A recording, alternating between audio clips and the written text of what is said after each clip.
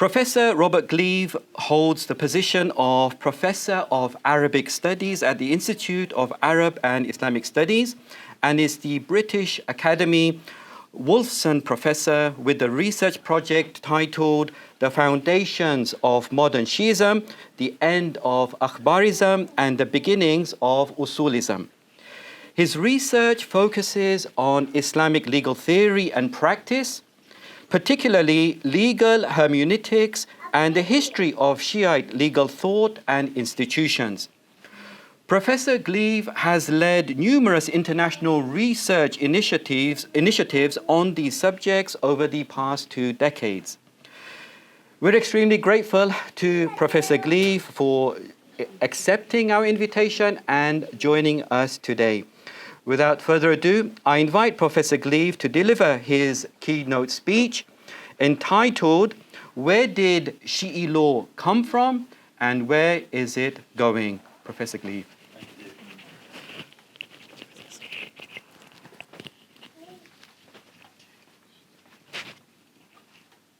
Want me to wear that? Yes, please. Can you put this in your pocket?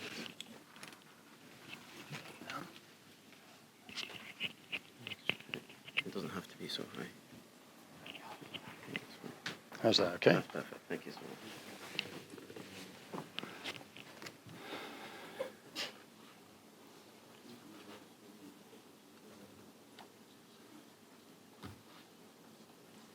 All right, hopefully this will work. Good morning, everybody. And it's a real pleasure and honor to be here, and thank you very much for the invitation.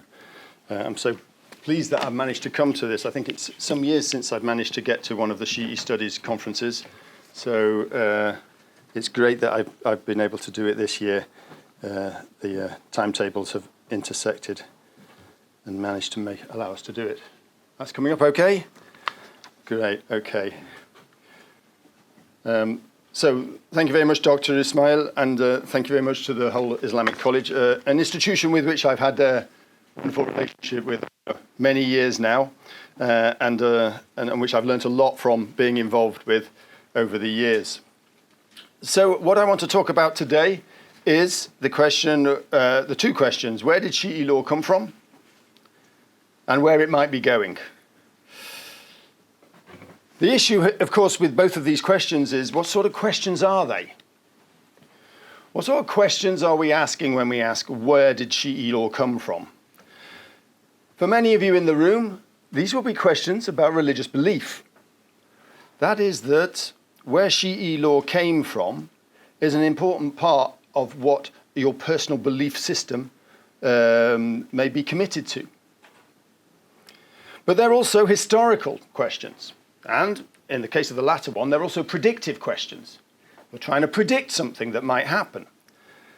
And one of the things which the Islamic Studies, the Islamic College has always managed to do is manage to cover both of these areas of academic and personal research very effectively. Now, are these questions, where did Shi'i law come from and where is it going, are they both historical and faith-based? Or do we have to separate them out and look at them slightly differently? If we look at the questions from within the 12 Shi'i perspective, the faith question is really, how do we, humankind, how do we come to know what God's message is, which quite often is just called Sharia? And how do you do that within the 12 Shiite tradition? That's the answer which I'm going to give. And there are 2 answers within the 12 Shiite tradition which I've come across, at least with the more, sort of what you might call the more jurisprudential moves. And they're not always distinguished, I think. And I'm trying to work out what they are, and I welcome any comment in question and answer afterwards. The first answer to this question, how do we know what God's law might be, what the Sharia might be, is a sort of a chain of transmission, if you like, from God through the Prophet Muhammad to the imams who then communicated with the people. And this sort of chain of transmission is one way in which the people come to know what God wants. But when you read through the way in which jurists argue, and you read through the history of, say, fiqh argumentation, you see a slightly different pattern. God gives the Sharia, and the imams are viewed as having equal access to the Sharia with the Prophet. So there's not a transmission between the Prophet and the imams. Both have access to the Sharia in equal measure. And the Prophet communicated the Sharia to the people of the time and to the imams. And then the imams communicate that to the people, and that continues through the generations, through their reports. There are a few Shiite scholars, not so many, that believe that the message of the Sharia wasn't communicated to the people of the time, it was communicated to the imams. And that secret, if you like, was revealed by the imams after the occultation. Does it matter which of these you adopt? Does it even matter if you recognize that there are two ways in which, or two models which appear to exist within the juristic literature, within the literature of fiqh and its counterparts? To an extent, it doesn't. Because 12 Shiites believe in the sinlessness, or the infallibility is probably a better word, of both the Prophet and the Imams. So therefore, whether the Imams have direct access to the Sharia or they only have access to the Sharia through the Prophet Muhammad is a question which doesn't really come up when you're trying to work out. One of the interesting effects of this is that the two models, as I see them, and I'm developing my ideas on this, so I'm welcome feedback. The two models communicate slightly different ideas about what the role of the Imams was in terms of the relationship with the Sharia.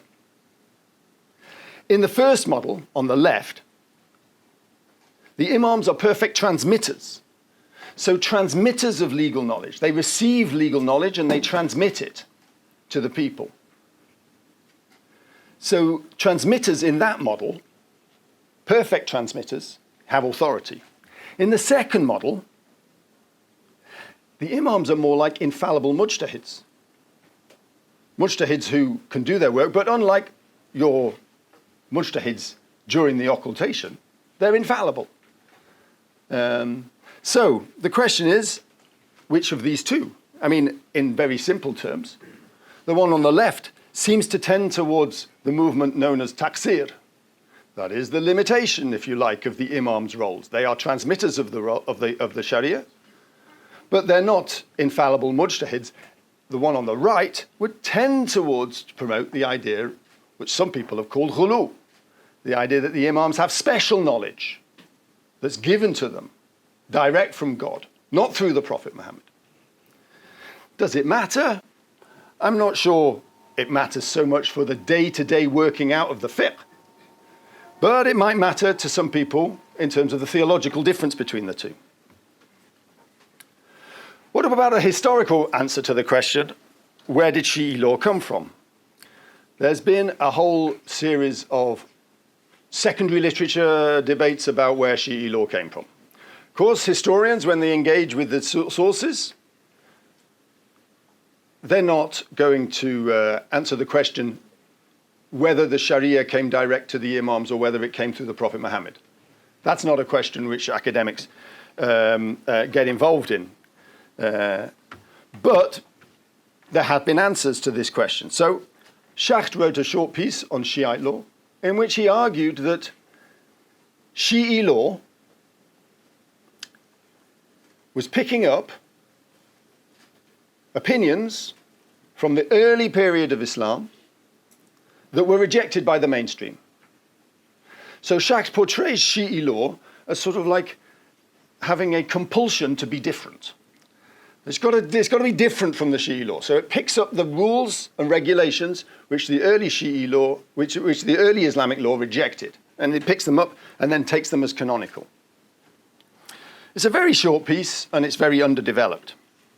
Another answer to this that you'll find in the secondary literature, and I can give you these references if you're at all interested, is that Shi'i law is related in one way or another to one of the early schools.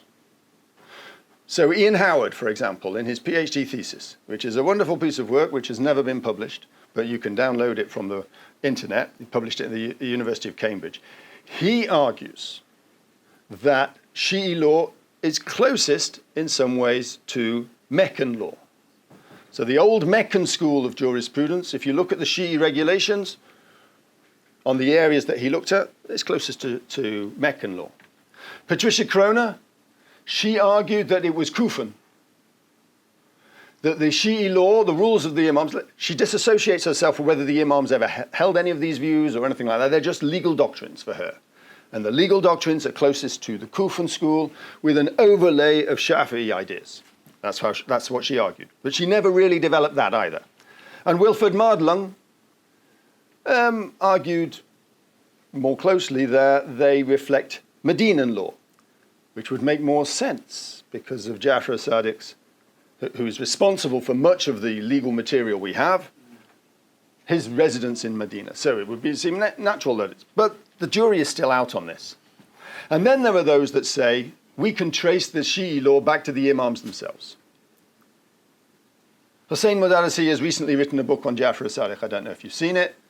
He essentially argues that everything Ja'far as-Sadiq said is reported to have said he did say, and he was the founder, if you like. That was the point in time when the Shi'i law school was founded. And I think my friend Andrew Newman has the view that it's impossible to know, and it's not really that interesting a question. These are all related, if you like, to when did the Shi'i madhab come into existence. And I think that the Shi'i madhab, when did we get a set of doctrines which we can call a school? When did that come into existence? And here the views are different, and they sort of mirror, if you like, the division of views which we've had here. Some say early 8th century. This is particularly Najam Haider and Hussein Modarresi's perspective. Late century, so Howard Kroner and Madelung, they argue after the personal schools, the regional schools have come into existence. That's when we can start to talk about a madhab, because the Shi'i madhab was a sort of like a copy or a version of these regional schools. And then there are others like Schacht who say this is after the mid-9th century. That is after the personal schools have come about, after the emergence of personal schools. So after you have the school of Abu Hanifa, or you have the school of Malik, or you have the school of Shafi'i emerging, that's when you start to have a coherent Shi'i school, because he views it as a reaction to all of them. Now, I think all of these, in one way or another, are deficient explanations. Okay, but that's the sort of lay of the land of the secondary literature, if you ever do research into this. I think we have to start with what we have as a literary record. What do we got in terms of books which tell us? What do we got in terms of books which tell us about what Shi'is believed, what the Shi'i legal thought was in the early period? What do we got? And we've got hadith collections in which statements are made by the Imams. Many, many of these. We've got Masail works, some of which are of dubious authenticity. Some people have questioned whether they were actually written by the people that written. We've got early fiqh-type books, the emergence of fiqh-type books, even some which are attributed to the Imams, but certainly ones which are attributed to early Shi'i scholars. We have tafsirs, in which there's legal material within the tafsirs attributed to the Imams. And sometimes the early Shi'i tafsirs, they sort of look like collections of statements of the Imams around particular verses. They're not tafsir in the sense that we understand tafsir in a later, which is an explanation of the Quranic text. Here's a Quranic text, here's a list of statements of the Imams which relate to this particular verse. So I think we have to start with the literature that we've got, and how can we trace this literature? So I'm going to run through an example.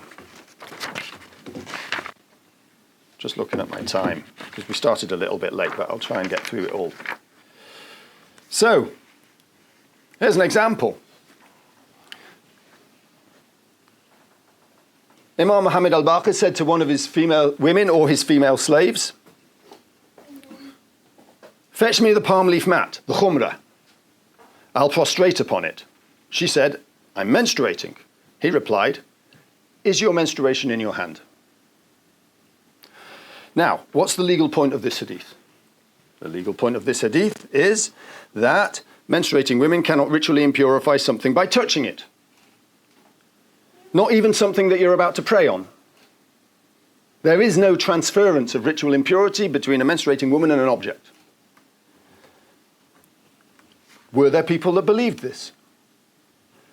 There clearly were, because the woman who replied was worried about it. So she thought that maybe there was a transference of ritual impurity between herself and the prayer mat. That's why she asks the imam.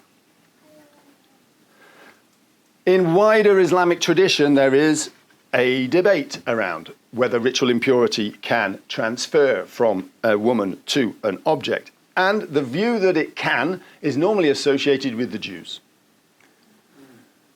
Jewish ritual purity law does allow some forms of ritual impurity transference from a menstruating woman to an object. And this report is one evidence of that being a live debate in the early Muslim community. The general Islamic view, and that's not just a Shiite view, is that it doesn't. But there's a nuance to that, which I won't go into here. We return to our talk, our statement of the imams. What are the distinctive elements of this talk? Well, first of all, the anonymity of the woman. It's one of his women. Does this mean wives? Probably it means wives. It's one of his women, or it's a slave woman, a jariyah. The actual identity of the woman doesn't seem to be important to the story.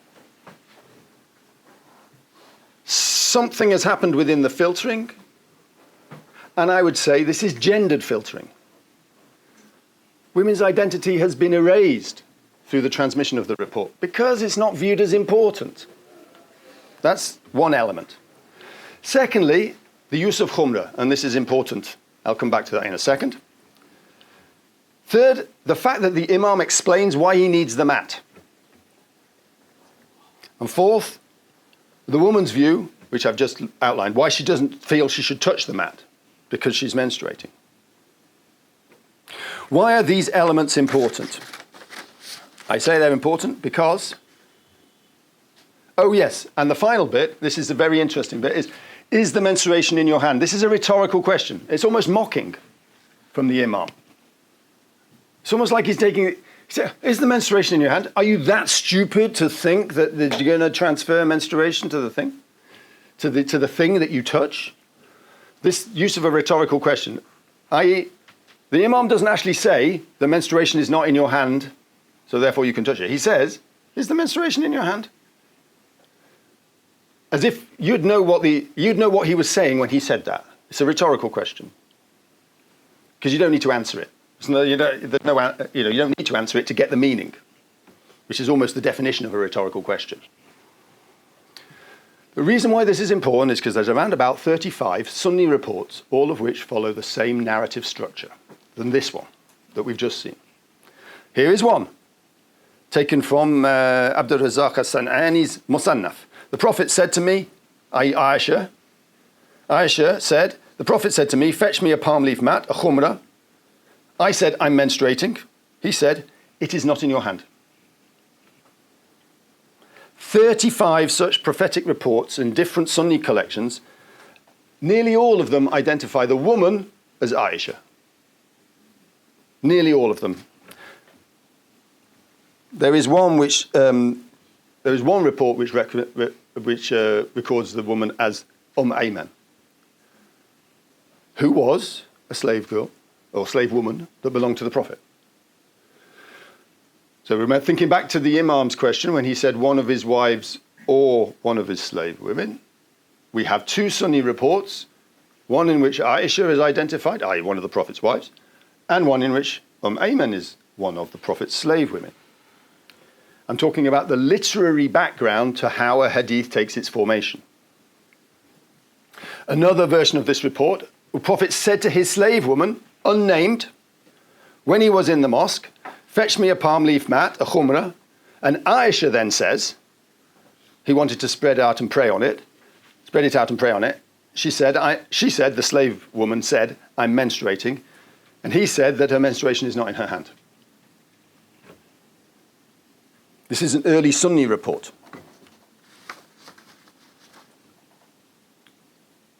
Another version, the Prophet said to Aisha, fetch me a palm leaf mat from the mosque. She said, I've already experienced a ritual infraction. This is my rather academic translation of qad adathtu. He said, And is your menstruation in your hand? Here we have a rhetorical question. Here the Prophet answers with a rhetorical question. So, the question is, what do we make of this background to the report that we have in the Shiite collection, which is traced to Imam Muhammad al-Baqir? A number of interesting things can be said about this. There was a debate about whether a menstruating woman could enter a mosque at all.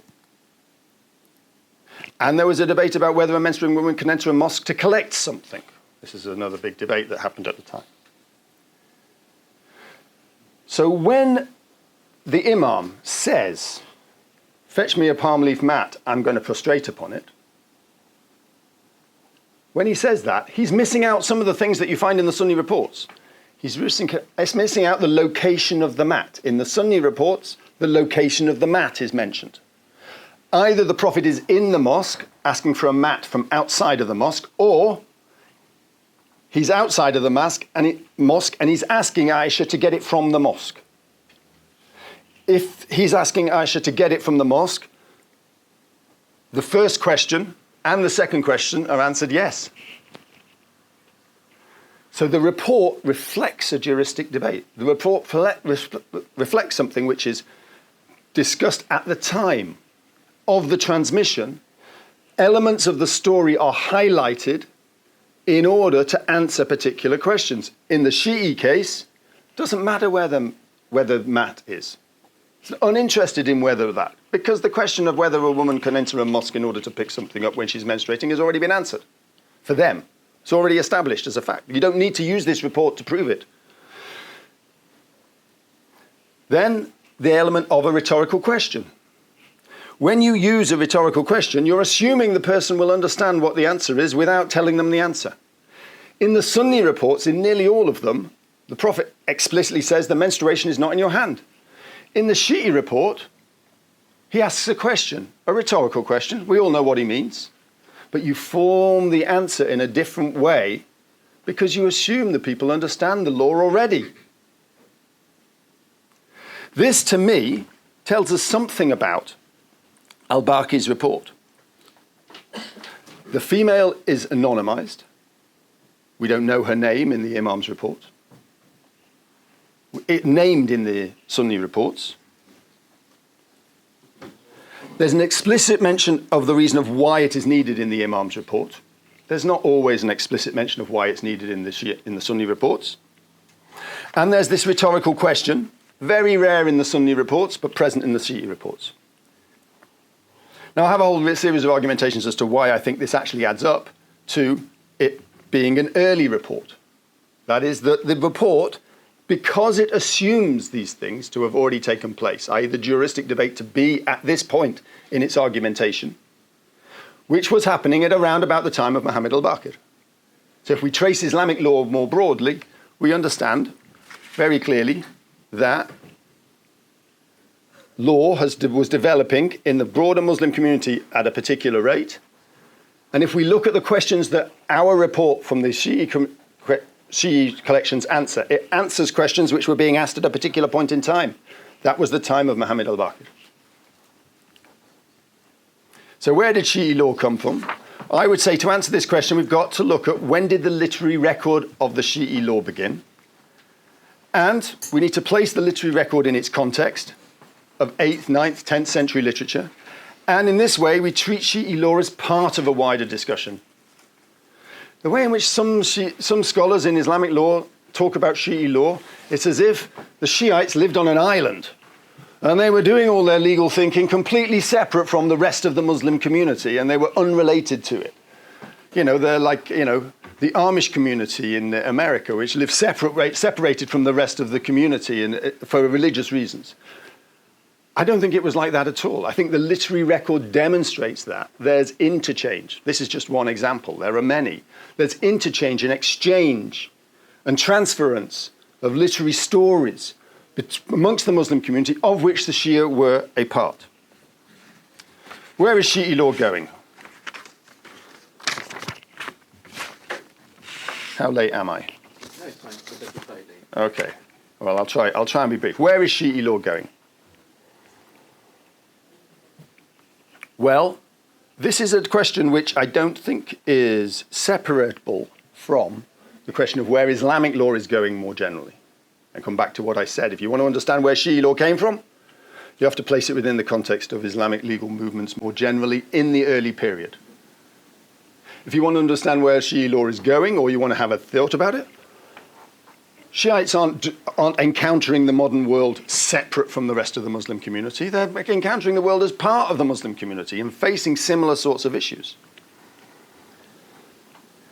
There has been, as I'm sure you're all aware, a rise of the notion of maslahah as the underpinning rationale for any legal rule. You want to get the community to believe in something, you have to show them a maslahah for it. They're not just going to believe you because you happen to be someone who wears an imama. Sorry. But it's true. They won't believe you. They won't believe you just because you're wearing an imama anymore. Might have been in the past, but it's not the case anymore. Hopefully that's just a sociological observation. It's meant in no way as disrespect. But we have different notions of maslahah emerging within the current Islamic discourse. We have maslahah mursala, which has had a huge boost. The idea of a general benefit for the community. This is a justification for any rule. Any rule you have, there has to be a general benefit for the community for it. It can't just be a rule.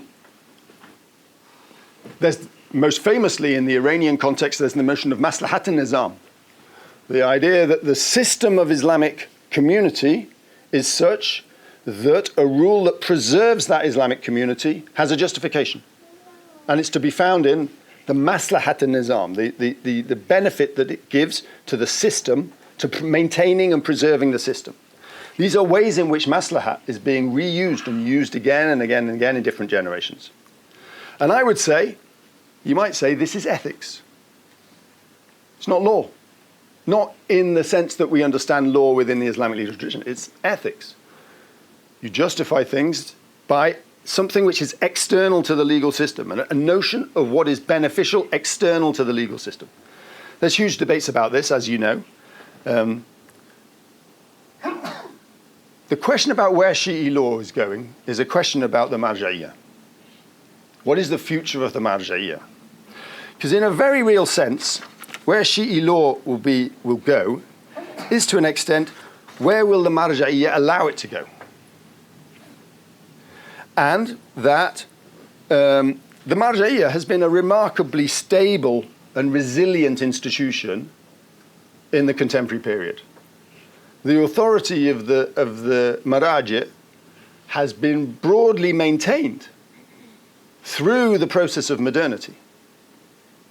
This is remarkable in many ways, because in other religious institutions, you've seen a gradual erosion, if you like, of authority. But with the marja'iyah, you've seen, even in the Sunni world, you've seen a gradual erosion. The Sheikh of Al-Azhar is not quite as important as he used to be in the Sunni world. And the Pope isn't quite as important for Catholics as he used to be amongst Roman Catholics. You see, modernity has gradually eroded these authority centres. But the marja'iyah has managed to, in one way or another, maintain its authority. And from a historical perspective, that's a remarkable achievement. But the history, but where is Shiite law going to go next is partly an answer of what will the marja'iyah allow it to go? Where does the marja'iyah want it to go? We know that there's the swelling ranks of ulama today. There's tulab coming out, and the old school people say there's a mujtahid on every corner when you go to Qom. It used to be that there was only 2 mujtahids in the city. Now there's a mujtahid on every corner when you go to Qom. There's many more people who are contributing to the debate, okay? And there's a recognition that people have a choice. Who can do Shiite law other than the muraja? Who's allowed to do it? And this, I think, is the question which needs to be answered. And is the future of ijtihad only to be found in the Hawza? Are we only going to find ijtihad among training? Are we only going to respect the ijtihad of people who have Hawzawi training? These are real live issues for the community. I'm reminded of something which Sayyid Sistani said, which I think is a wise observation. It's not a new one necessarily. When jurists mean the issue of public order when they're talking about wilaya, it's established for every jurist who has the qualification to be emulated. That is taqlid. Then there is wilaya in general matters, on which the whole system of Islamic society is based. And there are conditions for this. And amongst these conditions is that the jurist has to have general acceptance of the believers, what he calls maqbuliyya 'ama lada al-mu'minin. This isn't just doctrinally true for those that follow Sistani. I think it's historically true as well.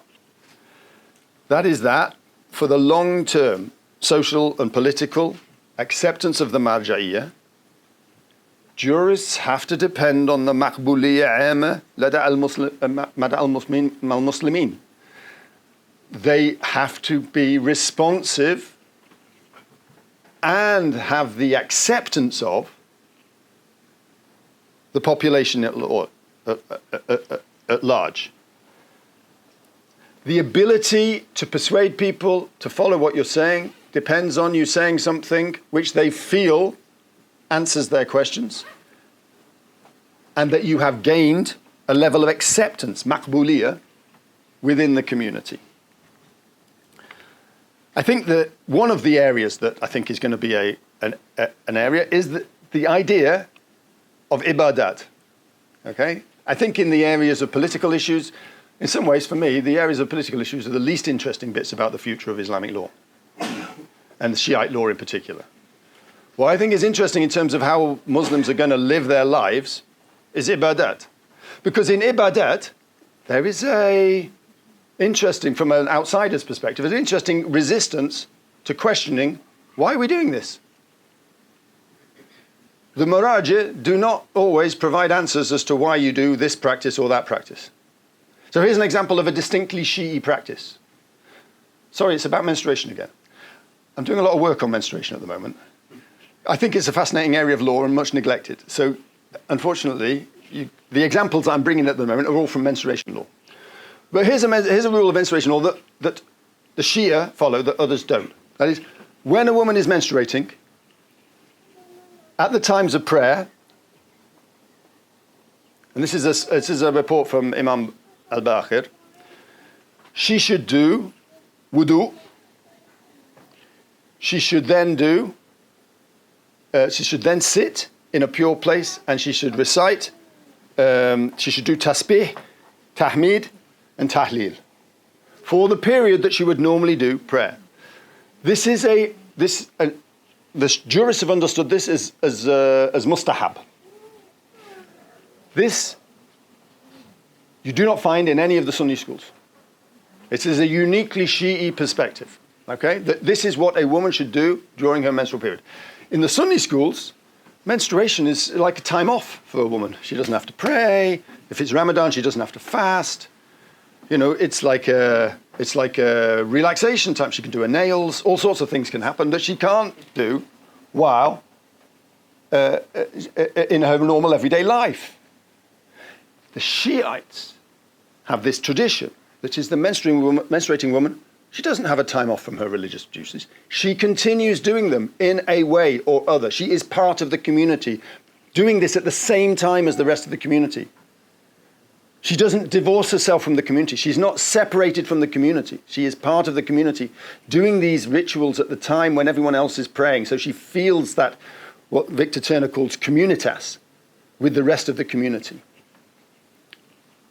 This rule is a distinctively Shi'i rule. When you look to the fiqh books as to why do we have this rule, all of the arguments are about whether it's wajib or whether it's mustahab. They don't ever argue about whether or not. Why do we do it? You know, what's the reason for women needing to do this? They always argue about whether it's wajib or mustahab, because that was the debate which interested them. It's this way which interested the male jurists who were writing the fiqh books. So, Hui says, this is what we have said in relation to various topics when discussing troublesome issues which happen regularly. If they were obligatory during the time of the Imams, if they were obligatory, so if this ritual act was obligatory, then it would have been widespread. This is the famous Sirat al-Mutashadda'a argument.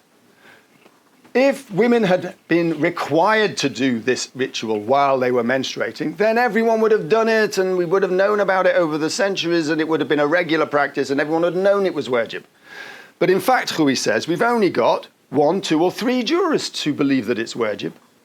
Everyone else thinks it's mustahab. This, for him, is a proof that it's mustahab. But what he doesn't do is tell you why you need to do it. What, if it's only mustahab, what is the reason for you actually doing it? I think here you can learn something from the Zaydis. Okay? I said this was a distinctly Shi'i tradition. It's not just found in the 12 Shiites, it's also found amongst the Zaydis and the Ismailis. The Ismailis who not the Nizaris, but the Tayyibi Ismailis, all follow the idea that this is what a menstruating woman should do at the times of prayer when she's menstruating. This Zaydi text, which is an old text, so they've had a long tradition of this, he says, it's recommended for the menstruating woman during the times of prayer to do wudu, face the Qibla, and do zikr of God. And this is for 2 reasons. 1, because the transmitted texts say so. That's a good reason. But he also provides a second one, because of habit. Like one might teach a child, so that a woman will not find ritual worship difficult, thaqil, when she returns to it. That is that there's a reason for doing it. So that you don't get out of the habit of prayer. That you continue to be in the habit of prayer. Because religious life is a habit. Particularly for Muslims with a ritual program of activities. It's a habit. Menstruation isn't a time off. It's a time for you to carry on doing that habit in a different way. This is a way in which you address why you're doing it. Not just that you need to do it, but why you're doing it. So, conclusions. Understanding where Shi'i law might help if where it's going, might help if we understand where it's from. And my general thesis, which I'm still developing, so don't take it as the final article, is that much of Shi'i law developed in the debates of the 8th century Muslim community. That is, that it's not a late development, that it was there as part of the mix when the Sunni madhahib were being formed. At that point, laws were being developed and introduced, and the key questions were, why must we do X and not Y? So why should we go for option X and not option Y? They were looking at reasons to go one way or the other way. But the future of Shi'i law will have to face similar questions. And I'm not just talking about mu'amalat here. I'm not just talking about the laws in which are societal. I think reasons to do particular elements of ibadat are going to become increasingly prescient. In the sense that young Muslims today have a choice. They don't force to pray. They don't have to pray. If you want them to do this, you have to provide a set of reasons as to why they should do it and why they should do it in a particular way. And the maraji', I've not yet seen maraji' who are looking at that question. But I have seen people outside the maraji' who are looking at this question. And that might be an interesting future.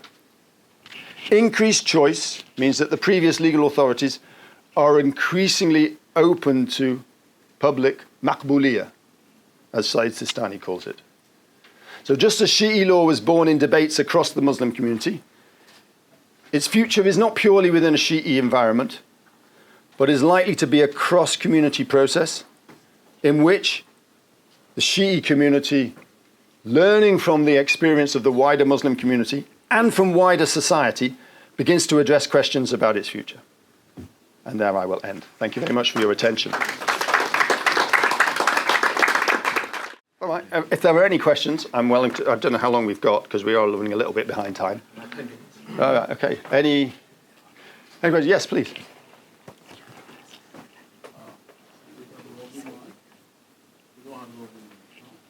No. Speak loudly. unless there is a mic coming along.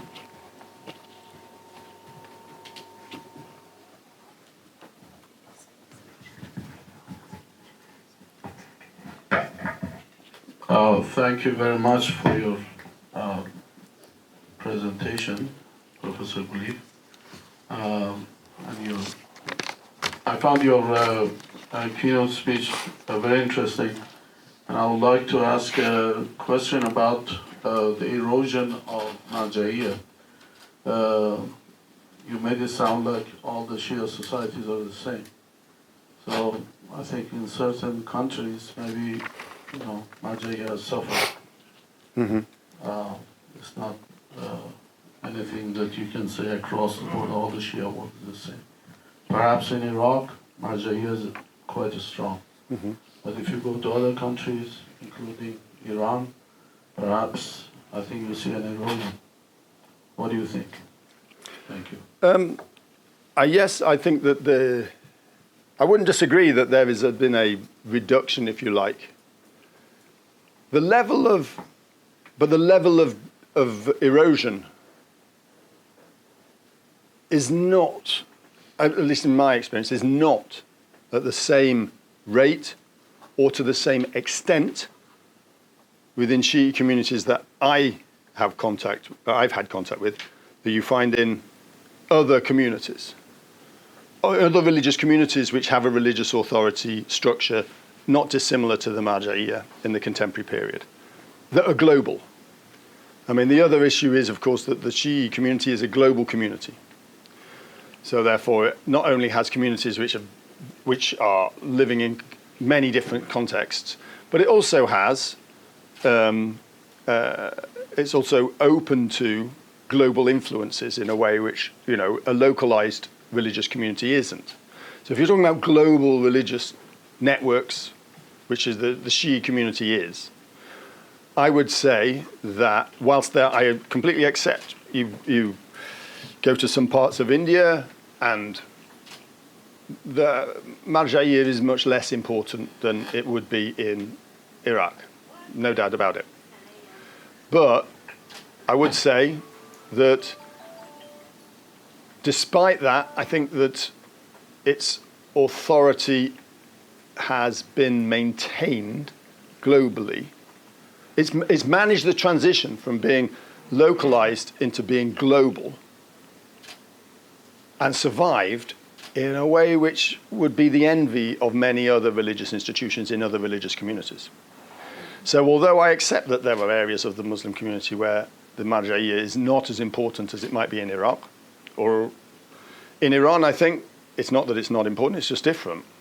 What they count as Marja'iyya there is different to what they count as Marja'iyya in the Iraqi context. I would say so. It's a mixed picture, but it's still a very strong element of community identity across the Shiite world, in a way that the authority of the Pope, for example, in Roman Catholics, doesn't have the same level of authority. And perhaps even less so, the authority of the Sheikh al-Azhar, whose fatwas are always interesting, but they're not necessarily, there's always interest in the Sheikh al-Azhar's fatwa, but they're not necessarily authoritative. So, the test of this will be how long the Marja'iyya can maintain itself having this position of authority in the long period, in the long term. And it's managed to morph and changed quite effectively, but I think it will face some issues in the next 2 generations, because for the reasons that I point out is that, people have choice in the way that they didn't realize they had choice before. Yeah. Please, who wants to ask a question? Raise your question, and then we'll try and do it as quickly as possible. Yes, please. Thank you, Rob, for a very interesting talk about Shia law, where it came from and where it's going. I have a particular question since the subject of Iraq came into consideration. There has been some sort of a challenge to the Marja'iyya of Najaf through what I would refer to as pseudo-clerics. So for example, you have populist leaders such as Muqtada Sadr, who never really achieved the status of mujtahid, but because of his charisma and his ability to be able to appeal to the disadvantaged and the marginalized, they have in effect informally treated him as a marja. Effectively, he's able to announce fatwas and his followers consider it to be on par with the word of the Imam. So my question is, in this paper that you're working on, in this project that you're working on, has there been a consideration of some of the political factors that may erode the institution of the Marja'iyya, which then affects, I guess, where Shia law is going from one community to the next? Yes, I mean, like I said, I think that, that in some ways political effects are less interesting to me. I'm not saying that they're not necessarily interesting, but they're less interesting to me.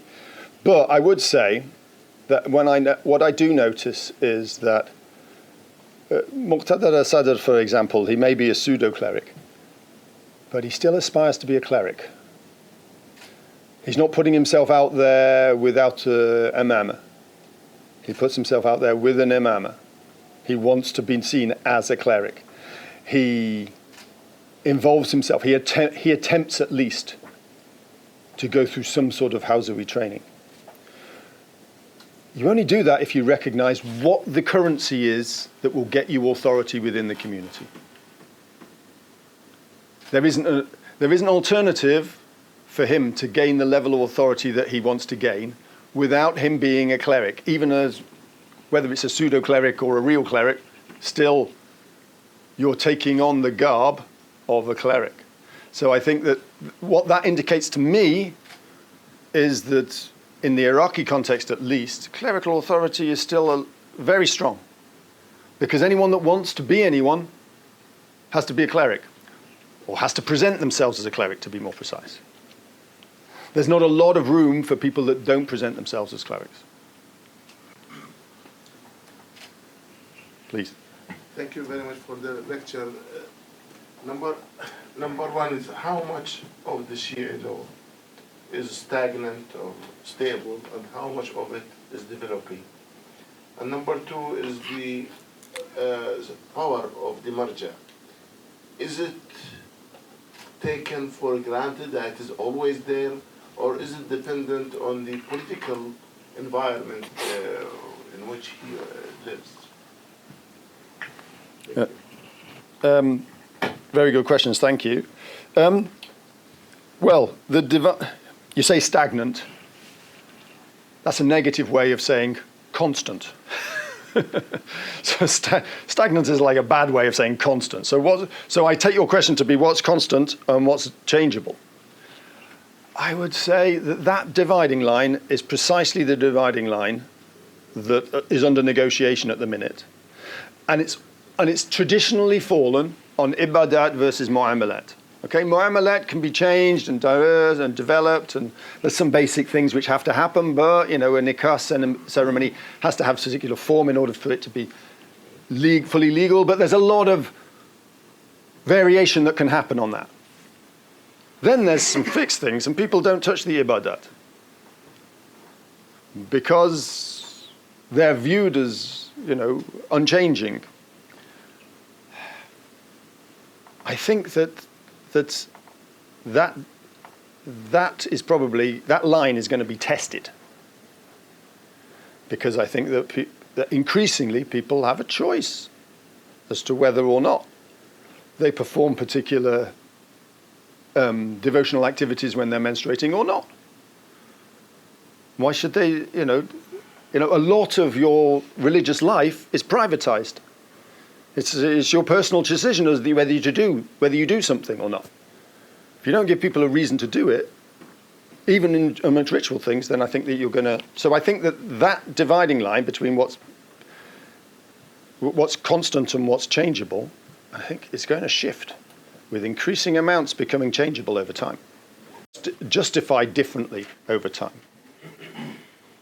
And I think that that's... And in terms of the Marja'iyya, in terms of whether the Marja'iyya is political, well, all institutions are products of their time. They're sort of like can we imagine that changes in society such as a Marja becomes unnecessary?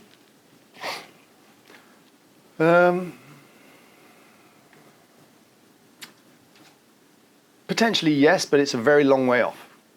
I think you have to have many more people that are interested in religion.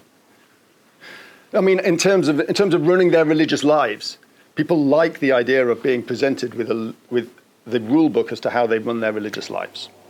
And when that disappears, as it is slowly, then we might be in the position whereby the marja becomes... because everyone's their own mujtahid in that sense.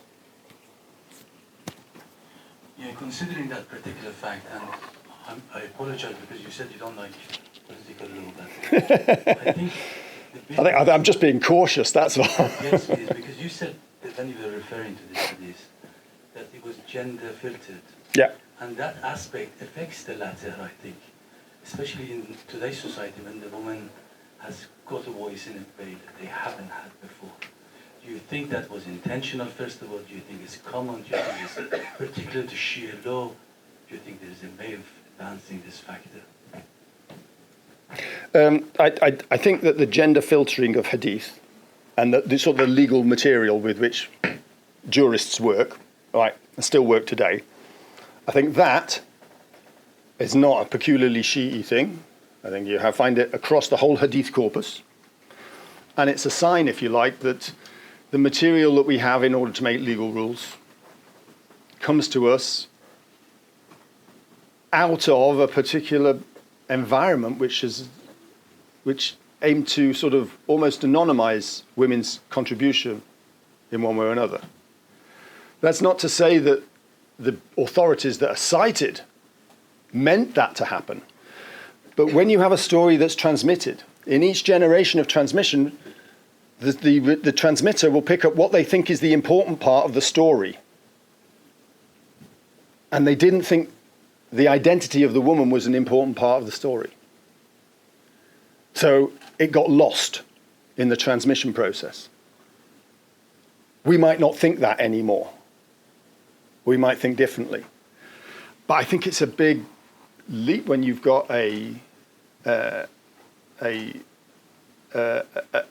for an institution to recognize that that has been written out of the history of the Shi'i law, and to try and do something about it, when